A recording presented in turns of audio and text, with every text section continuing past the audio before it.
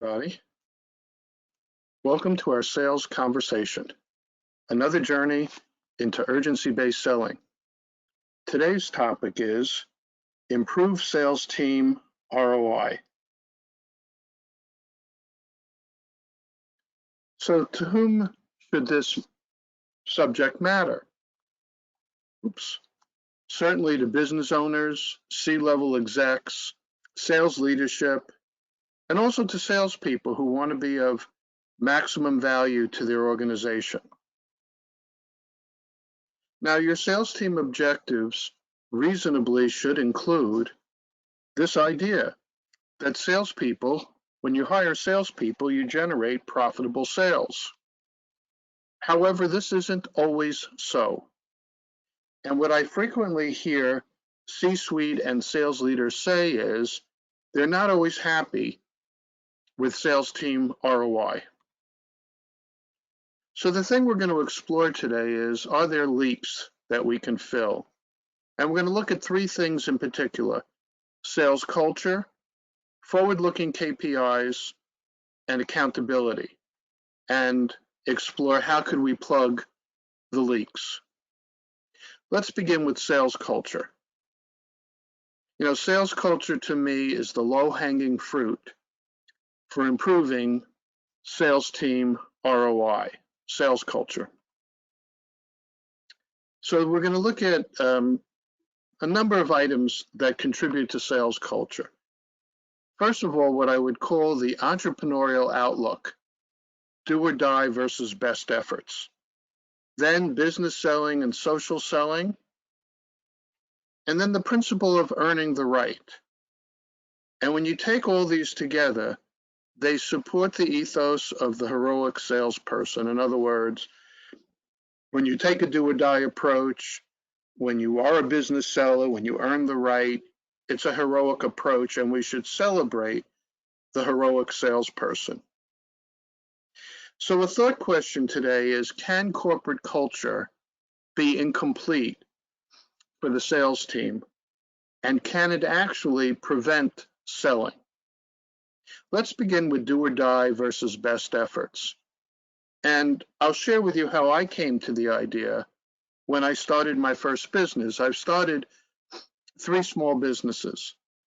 The first one was a sales agency in which we sold packaging on a straight commission basis. The product we sold was this product, the lard can. So lard's not that popular anymore, but lard is like a white gelatinous mess. You pack it in this pail, you put it on the stove, you liquefy it, you cook and bake with it, tastes delicious, but unfortunately, it clogs your arteries. So today we have, olive oil and Crisco and all kinds of oil that are healthier.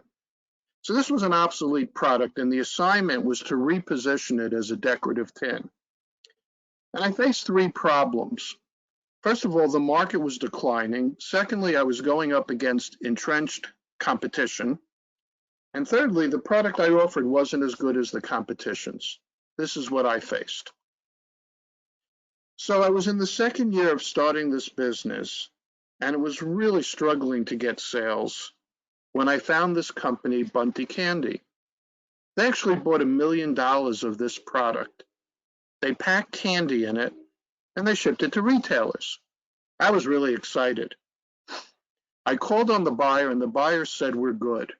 In other words, we're buying from somebody else, we're happy. And I didn't know how to handle that kind of a challenge at that time. It was a tough year, my second year. I was losing money. I was facing bankruptcy.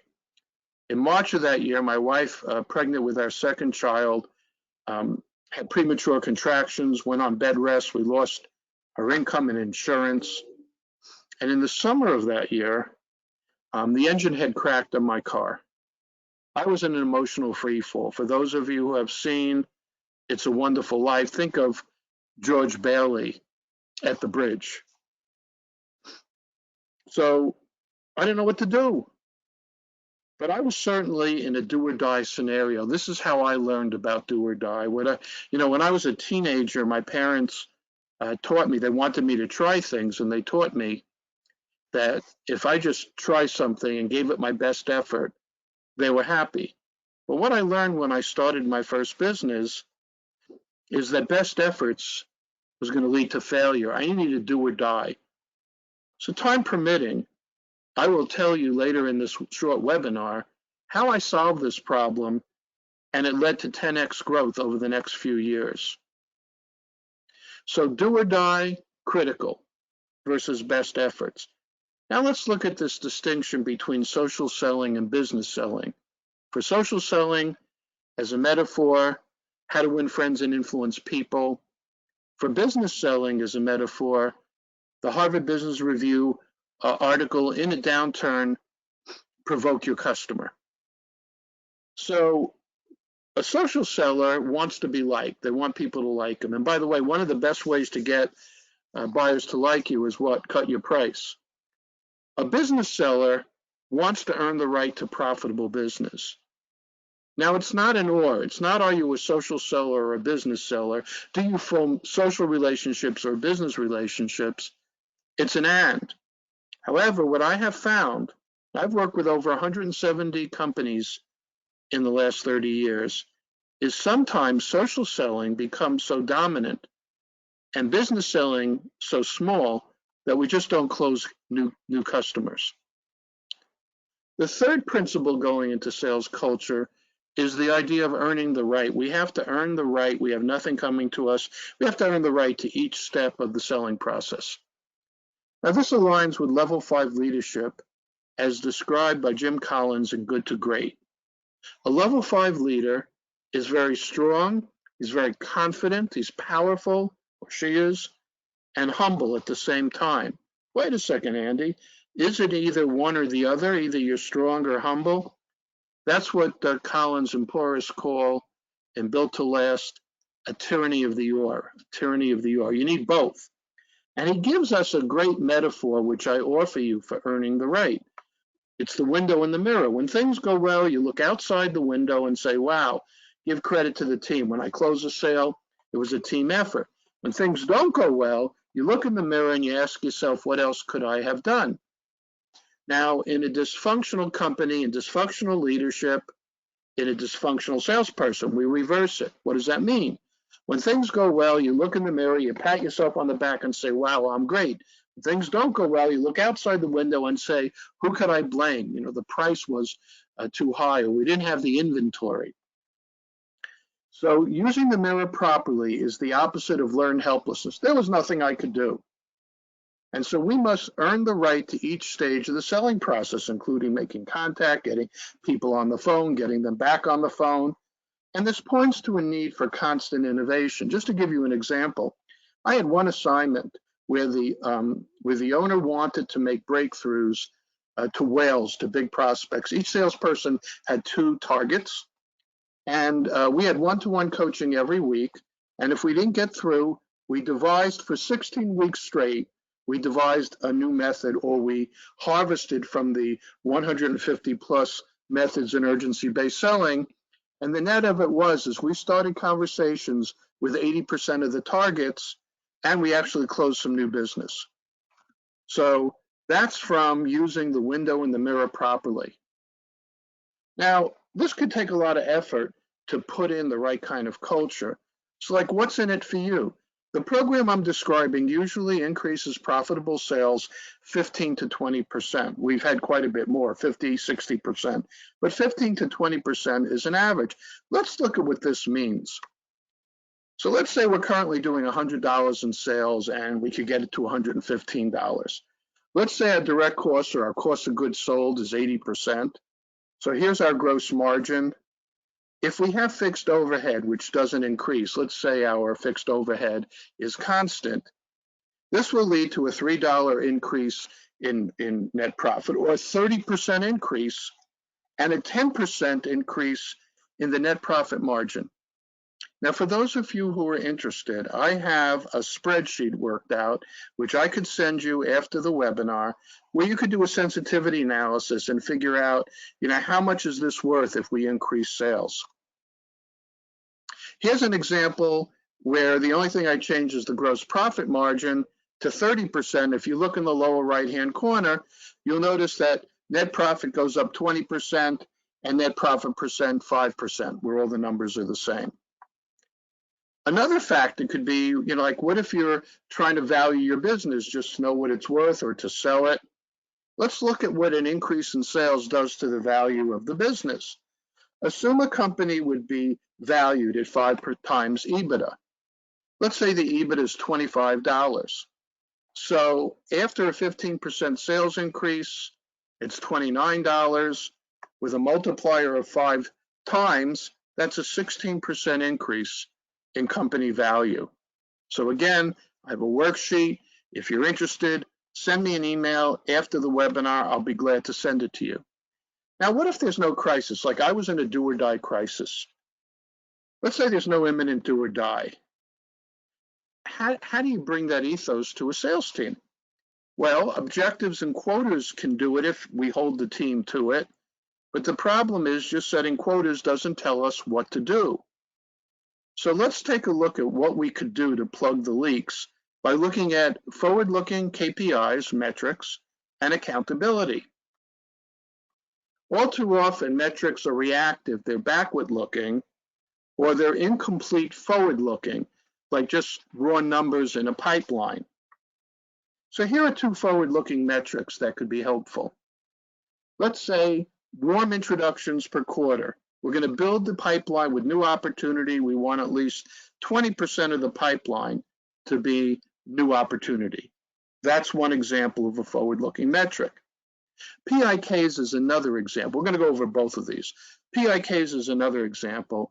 It's what the prospect does to qualify opportunity. Let's begin by looking at warm introductions per quarter. The magic moment of access. What do we do? So what is this magic moment? We've met a client's needs and we confirm they're delighted and they have no further needs, and now we're in a magic moment of access. From talking to salespeople over the years, very often they need to call, prospects back or clients back to follow up. Did you get the quote? Is it right? Did you get the blueprint? Did you get the sample? Did you get the shipment? And they treat it from a project management point of view and run right past a great selling opportunity. But here's somebody who just told you, they love you and you're in contact with them. So here's a couple of things you could do. If you've been pigeonholed, if they buy A but not B from you, you could break the pigeonhole and say, hey, what about product B or service B? And of course, the other thing you could do is ask for a warm introduction. Could you introduce me to somebody else? Now, how do we bring warm introductions into the world of do or die? We do it by adding accountability. Let's say our target is 1 warm introduction per month. We want to go to our big fans and ask for one warm introduction. The first month has gone by and we're having an accountability meeting and there are no warm introductions. So, salesperson's talking to a manager. How did it go? Hey, boss, I didn't get any introductions this month, but next month I'm going to try twice as hard. The question is, how many warm introductions do we need in month 2? Now, many salespeople think the answer is 1. The problem with that is you could give it your very best effort, and in 12 months in a row, you get 12 zeros. So the answer is, if you don't get 1 warm introduction, forward-looking metric, in month 1, then in month 2, you need 2. In month 3, you need 3. So that's an example of a forward-looking metric that will just, populate your pipeline with new opportunity. We used the 20% number with an architectural firm that had fallen from 50 headcount to 16 at the trough of the 2007 recession. And then they grew by 50% a year for 3 years in a row. Now they have over 100 employees. The second metric, forward-looking metric I'd like to look at is payments in kind. It's a way to qualify opportunity. So let's say you've put opportunity in your pipeline. You either did it, by warm introductions or however, but is it good opportunity? And it comes down to, are you in a safe or a serious conversation? In a safe conversation, you're never going to get a stick of business. The prospect is there probably for a pricing exercise. In a serious conversation, the prospect has an urgent need. They're willing to discuss it with you. And serious doesn't mean that you close. Serious means you open. But how do you know if it's safe or serious if it's not a one-call close? How do we distinguish? Payment in kind, what the prospect does, is a way to distinguish. Did they fill out a credit app? Did they introduce you to their boss? Did they visit your facility? Did they check a reference? Just as an aside, like if you have a manufacturing facility, we've often found that if a prospect, will visit, that'll get you up to a 50 to 75% chance of closing. So what are the PIKs, the payments in kind, that are important in your business? Here's just a suggestion. Grab a pencil and paper and jot down what are the PIKs you look for to know that you have a qualified opportunity. And the homework assignment is, how do you earn the right to them? Because you could always ask, but did you earn the right? The case of the $7 million pipeline. A few years ago, I was coaching a sales team where one of the salesmen was not hitting his numbers. He needed $1 million in sales for the year to hit his numbers. He had $7 million in the pipeline. He closed about 20%, which would have meant $1.4 million. We were halfway through the year. He should have had $500,000 in sales, and he had about $250,000. And how is this possible? Well, we did a PIK assessment. We went through all the opportunities in the pipeline, and we found most of them, there were no PIKs. There was no evidence the prospect was serious. And when we went through that, that pipeline, the $7 million collapsed to $700,000, and that's why he wasn't hitting his numbers. Now, one more KPI, one more key performance indicator for the future is your closing conditions, and I'll talk about that in a minute or two. Now, sales training can be helpful if there are gaps, provided your sales culture is entrepreneurial. A major reason sales training fails is the company's sales culture doesn't teach or reinforce the needed entrepreneurial behaviors. Very often, corporate culture is incomplete for selling, and in this respect, precludes selling. So the program requires bold behavior. We talk about bold vision, bold behavior. What happens if you happen to be in a culture that's not bold enough? A way to start cultural change is every week we get the sales team together and we ask this question. What was the boldest behavior you did in the last week? When we do this kind of an exercise, we find that teams start doing bolder and bolder entrepreneurial behaviors, like ask for warm introductions or go higher in the food chain or ask for a testimonial. Hey, let's go back to Bunty Candy. It looks like we have time. This was the case where I was in a do or die scenario. I had to close the sale. It was like exquisite torture, and the buyer says to me, we're good. If I close the sale, my business will take off. But they don't even want to talk to me. So the question I asked myself was, who's the real decision maker? And I used a combination of bold vision, bold behavior. See, my bold vision was special designs I had that I could offer people. I had special designs. Bunty Candy didn't want my special designs. So I thought to myself, who's the real decision maker here? The real decision maker are the retailers who buy the food in the tins. So with my last marketing money, I reached out to 400 retailers. I went to the food buyer. See, everybody else was going directly to the manufacturer. I did kind of like an end run. And although Bunty didn't want my designs, I got lucky. There was one retailer out of 400 who wanted my designs. Can you guess who it is? I bet you guess. It was Walmart, and they wanted it now. They had urgency. So what happened is Walmart partnered me up with Bunty, and I must have gone down to Walmart 18 to 24 times working on projects. And the net of it is, it led to other opportunities at Walmart.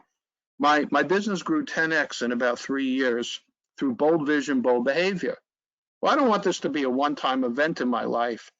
So I always keep this story in my mind and other stories like this to keep the do or die mindset.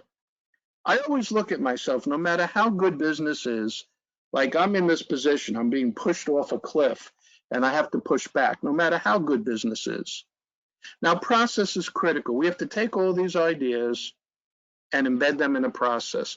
Maybe in a future seminar, I'll go into greater detail, but I just want to give you a quick overview of our standard sales call. Undoubtedly, you have a standard sales call. All of this has to be embedded for replicatability in a standard sales call. 3 parts. 1 to 7 sets up the serious conversation so that you earn the right to the fact finding. And here's where you get that forward-looking KPI, the closing conditions. The series of conditions which, when met, result in the sale. And very often you'll hear a salesperson say, hey, I've got a great relationship with this or that prospect or customer. Okay, do you know the closing conditions? No, but I have a great relationship. We go to lunch. So once we know the closing conditions, then we can manage the opportunity, determine if we have a fit, and meet those closing conditions. And you'll notice there's an arrow to step 17, which is close or PIK. So the 2 outcomes that are okay for a sales call, one of them is you close the sale, that's what we prefer. And alternatively, what's the PIK? What do we get them to do? Now, if it's not a 1-call close, you need a battle plan. And I think I uploaded this, but if you don't have easy access to this, just send me an email. I think I uploaded this as one of the things you could download. How do you stitch together a series of sales calls to close something that's complex, multiple decision makers, and not a 1-call close?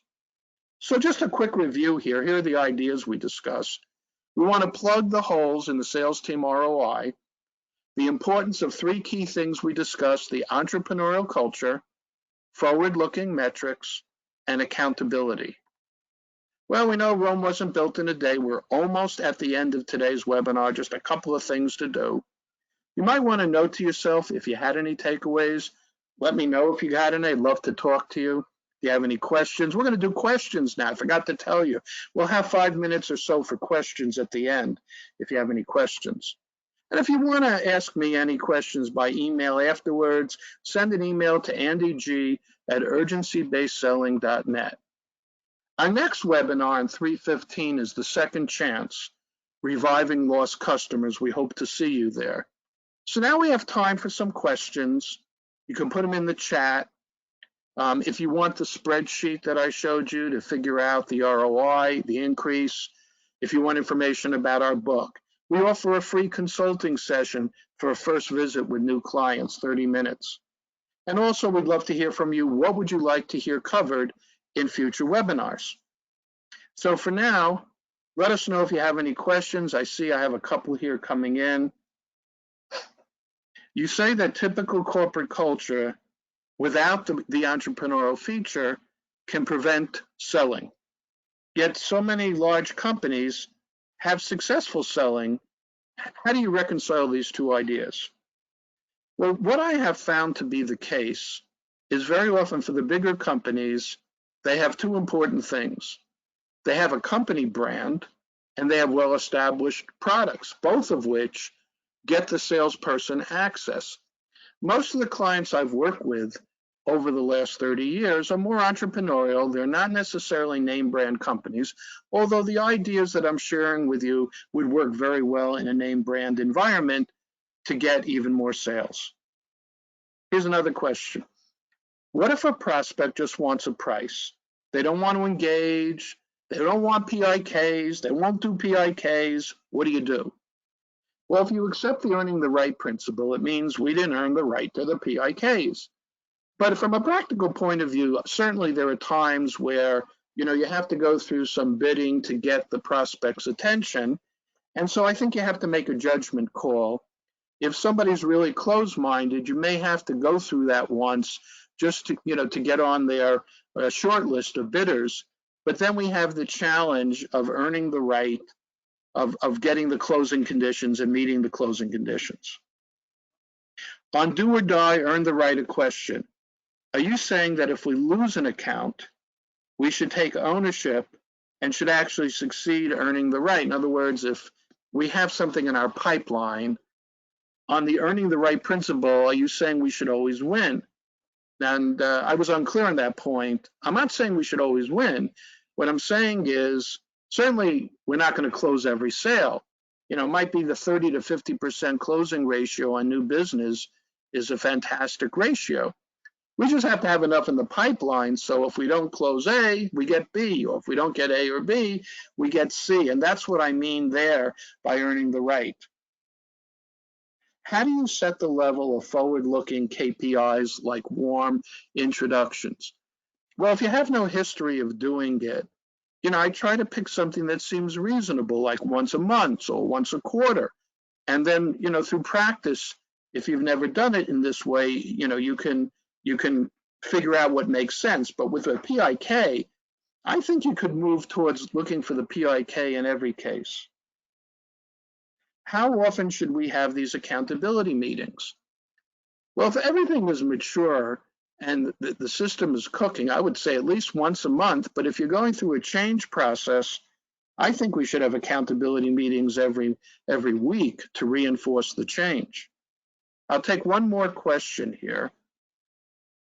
Okay, so you say you could increase ROI. How much does each of these factors contribute? What percentage? Like, you know, the culture, the forward-looking KPIs, the accountability, you know, is it 30, 30, 33, 33, 33? So the first thing I'll mention is I find the biggest gap is in culture. But then beyond that, I would say that, you know, the way to think about this is like H2O, which is the, you know, the formula for water. It's not like you need one or the other. You probably need some of all of them to just get to a threshold level. So that's my answer there, is we probably need some of all of them. Well, that's all we have for today. Once again, if you want any of these giveaways, you know, takeaways, the spreadsheet for calculating ROI, information about our book, a free consulting session, please send me an email. We hope to see you next month. Thanks for joining us. Have a great selling in the next month. Take care now. Bye-bye.